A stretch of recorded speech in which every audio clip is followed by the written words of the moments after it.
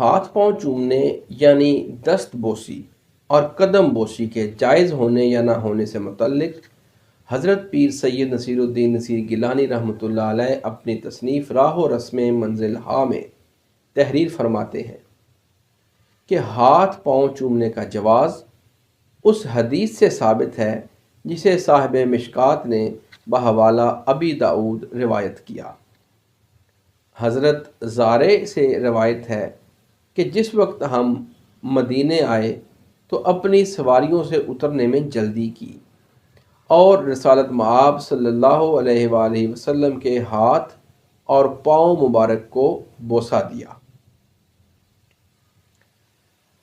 اگر صحابہ کرام رضوان اللہ تعالیٰ علیہم اجمعین کے اس عمل میں ذرا برابر بھی اشتباہ شرک ہوتا تو آپ انہیں ایسا کرنے سے یقیناً منع فرما دیتے، جیسا کہ ایک اور موقع پر صحابہ رضی اللہ تعالیٰ عنہم کے اس نے سجدہ طلب کرنے پر یہ فرمایا تھا کہ اللہ تعالیٰ کے علاوہ کسی کو سجدہ کرنا جائز نہیں اور اس کی اجازت نہیں دی تھی۔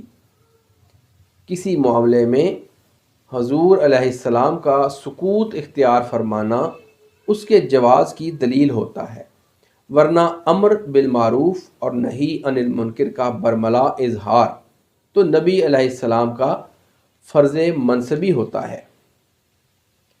ہمارے ملک کے اکثر وہابی حضرات دست بوسی کو حرام کہتے ہیں اور ایسا کرنے والوں کو جھٹ سے مشرک کہہ دیتے ہیں۔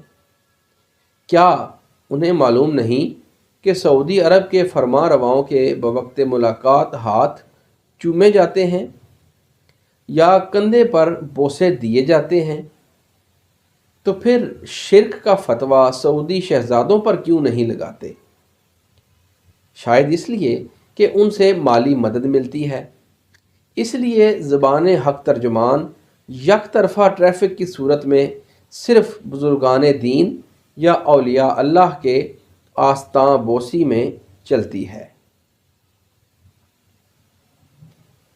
بقول شاعر، خانہ جنگی میں یہ حضرت مرد ہیں، خانہ جنگی میں یہ حضرت مرد ہیں، عیب جوئی کے ہنر میں فرد ہیں، اپنوں ہی کے واسطے ہیں شعلہ ہو، اپنوں ہی کے واسطے ہیں شعلہ ہو، سامنے غیروں کے بالکل سرد ہیں۔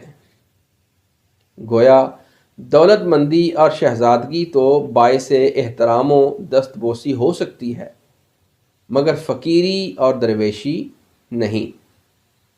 بہرحال جو صاحبان ذوق اولیاء اللہ کے حلقہ ارادت میں شامل ہوتے ہیں انہیں دست بوسی کے لیے کوئی مجبور نہیں کرتا، اور نہ ہی آج کل کے منظم فرقوں کی طرح گھسیٹ کر لے جانے کا اہتمام کیا جاتا ہے۔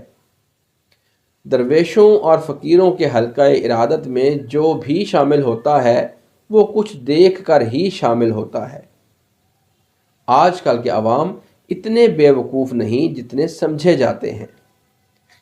انہیں کوئی روشنی یا چمک محسوس ہوتی ہے یا سکون قلب حاصل ہوتا ہے جبھی تو ان کے آستانوں کے چکر لگاتے ہیں۔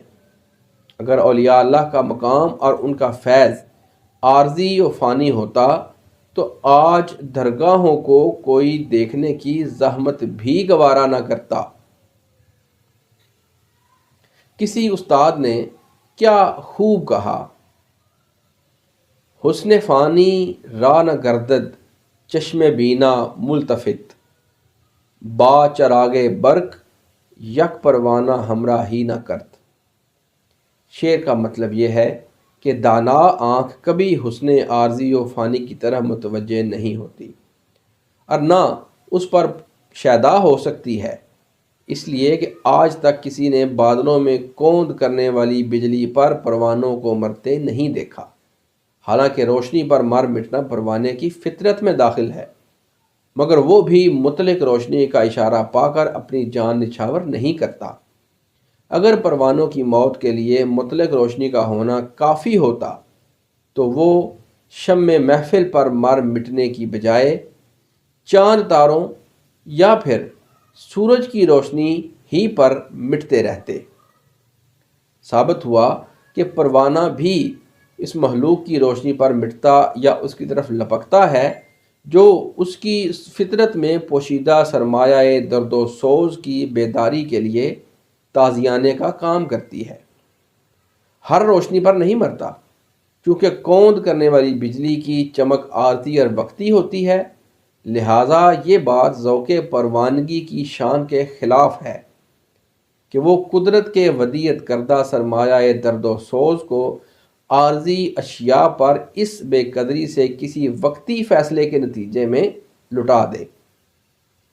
اگر پروانے میں اتنا شعور ہو سکتا ہے اور ہے تو انسانوں کے بارے میں آپ کیا کہیں گے جو اشرف المخلوقات ہے؟